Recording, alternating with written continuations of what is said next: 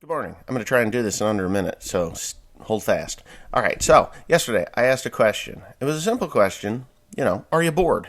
And I got a lot of answers in the comment section, 405 of them to be honest with you.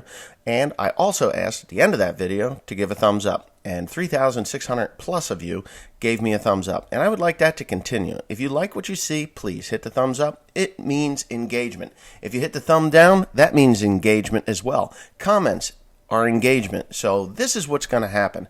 At the end of every video from this point forward, I will be answering 4 to 6 comments that are on the day before's video.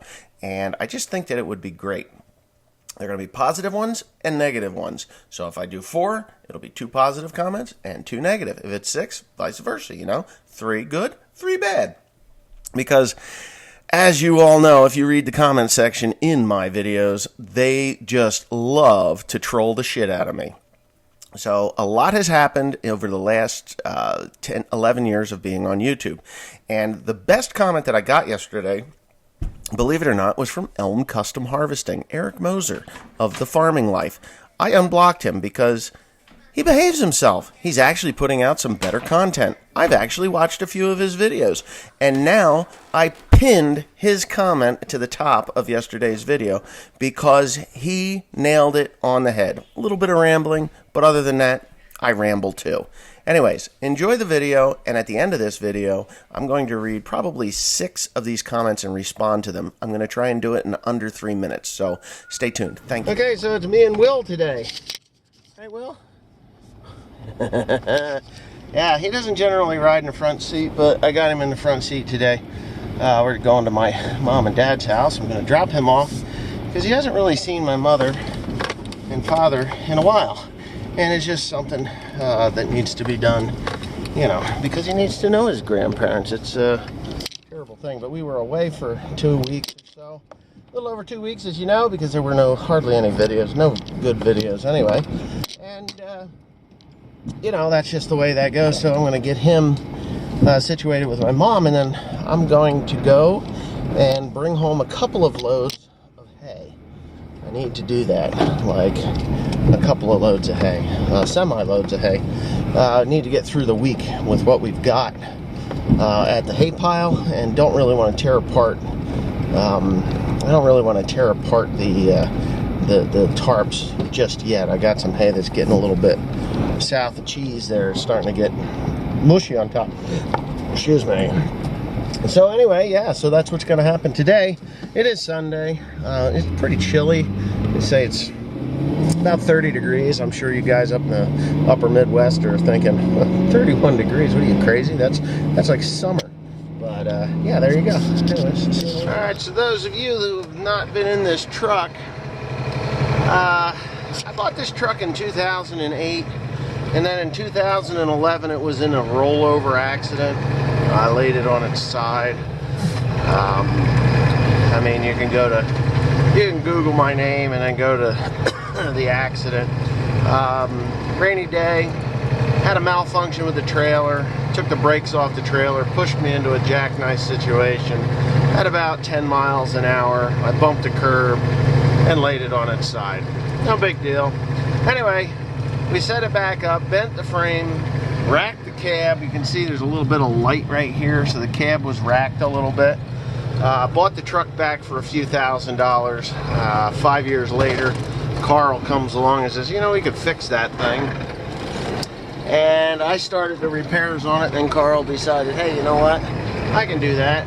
Why don't you bring it down to my place and we'll fix it up. I'll paint it and blah, blah, blah, so on and so forth. So he did. He painted it up, frame red, body white. The interior, I did put new seats onto it. I never have gotten the curtains for it. For in the back, I got one side there. I do use the bed from time to time when I'm running hay. Long distances, like down in the mushroom barn. I'll sleep back there. But I haven't run much hay this year because I've been busy doing everything else. And I just figured that's, it was a good thing to talk about this truck. So today I'm on my way to actually go get hay from about 30 miles away, a farm that I do there. There's a couple hundred bales there, 200, 220 bales there. This tractor, or this truck, is a auto shift. It has a 10-speed Eaton Fuller standard transmission with an Eaton Fuller auto shift unit on it. It does not skip shift. You know, when you're empty, it starts in 1 and goes all the way to 10, and then it'll back down. If you get on a hill, it'll actually put in the Jake brake so that it drops it faster so that it can shift. Now, the newer ones are much better, much faster, and you know, the newer auto shifts. This is not an automatic, it's a standard transmission, but it is an auto shift. I like it. A lot of people didn't like it. They would take these units out and put a stick shift in, a manual stick in, and so be it. That's how they would shift their truck. I personally think that the auto shift is a lot easier on my knees, and I'm sure there's some truck drivers out there that are just like, oh, you pussy. You know, no, I'm not a pussy. I drive through Philadelphia when I drive. I drive through city areas, and if you know anything about that, when you get into the city area, it is a bit of a pain in the ass to clutch up, down, 25, 30 times shifting in a 5-mile range. Not cool. So anyway, so that's the deal there. That is the deal. Anyway, I'm on my way to get my hay. I'll catch you there. My old worn out 7410. It's pretty well beat up now. I bought this in 2005, and if you've watched my channel for any length of time, you've seen that I've rebuilt the engine, I've rebuilt the transmission, I've rebuilt the front end. I've never done the brakes on it though. I've changed multiple amounts of tires on it, and yeah, and I've used this tractor from anything from spraying right down to raking hay, and it still runs. Jeff Bradshaw. Anyway, yeah, so here we are. Oh, it's shot. I need a new one. So here's the plan with this tractor. Now with this tractor's a 1998 model. 98. Yeah, 1998 model, and it is worn out. It's got a lot of hours on it, and I will be replacing this with a 6210 or a 6215R. I prefer the 6210R over the 6215R because of the diesel exhaust fluid, and I'm going to buy one without a loader and put the loader on it. So I'm buying two of these 6210 or 6215Rs, or one 6210 or 6215R and one 7930 IVT. Front suspension, 31, 32 mile an hour tractor, so that I can put them on the stack wagons and have a loader on one and a basic, you know, 7930 on the other. And I can run balers with those as well. So that's the plan as far as this is concerned. I got Timothy over there. He is taking those straps off because I'm too lazy to do it. He put 2 of them on, and I only wanted 1 on him. That's 6 too many for me. I was only bringing it home, and he had it so that I was taking it down to the mushroom barn, and that load right there probably weighs somewhere around 30 tons. I was grossly overloaded with the weight, so things have to get sorted. Anyway, with that being said, I'm off to get her unloaded. Maybe I can get Tim to film it a bit.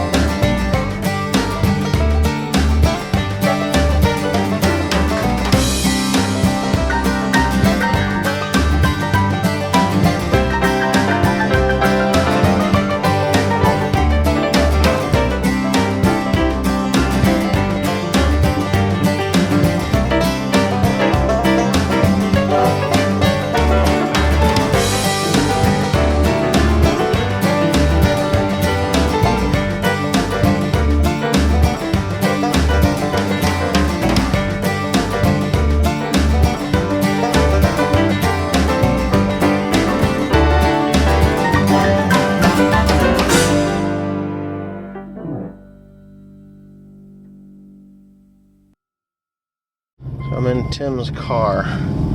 He's got a little Subaru, little turbocharged Subaru. Don't blow your car up, you might hurt it. Or 160. I'm used to the ST. This thing is like a Ford Escort compared to that. So, well, you got 2 extra cylinders, I don't. And an extra turbocharger, right? Yes. Right. Okay, so you just watched me unload that load of material. There's Carl's truck. I loaded him up as well. And he's going to take that one directly to Mushroom Barn. The stuff that I brought home has a lot more wet stuff on it, so it has to be done correctly. Thank you, Timothy. So it has to be done correctly. If you don't do it right, they'll dock the ever-loving piss out of you, and they may even throw you out for quality issues. You can't go in there with a load of rotten material. You can send them your wet material. It's not rotting, it's wet. You can send them your wet material, and they don't mind. That's part of the job, you know. But what I need to do is, because it's now March 1st, it's time to get the top bales of exposed piles of hay onto a load and out of here. And I will be starting to pull the tarps off of the hay that is tarped. Now, so you want a little bit of moisture in that hay because you need the wax to start to really break down on this hay before it goes to the Mushroom Barn. So they want you to pull the tarps off. They want to have a little bit of moisture in that hay, because if there's no moisture in the hay, then they have to add moisture and they have to break the wax down. I mean, naturally it starts to break down, but they have to break the wax down to get it off of the material so that it can start to compost correctly. So they want the tarps off, generally about a month, you know, so to get a little bit of moisture in there, so that it starts to break that wax down, and then the composting process is not as slow as it would be as if we just pulled the tarps off and started taking it down there, and it looks like horse quality hay, you know, and you don't want that. So anyways, that's that. I'm gonna get William and go home and get some lunch. Okay. Thanks for the correction. It was Lethal Weapon. All right. So when it comes down to it, the positives outweigh the negatives about 99 to 1. There was one I absolutely had to delete him and block him from the channel because he was just a total belligerent jerk, and I just don't need that. One guy was criticizing my wife, which I'm not going to tolerate, and that just needs to go. So that idiot has been blocked as well. Here's a comment that deserves some recognition here. Clug Farms Clug. I know this person, and I don't know him personally, but I know this person from past experiences. He has been blocked in the past because of his comments.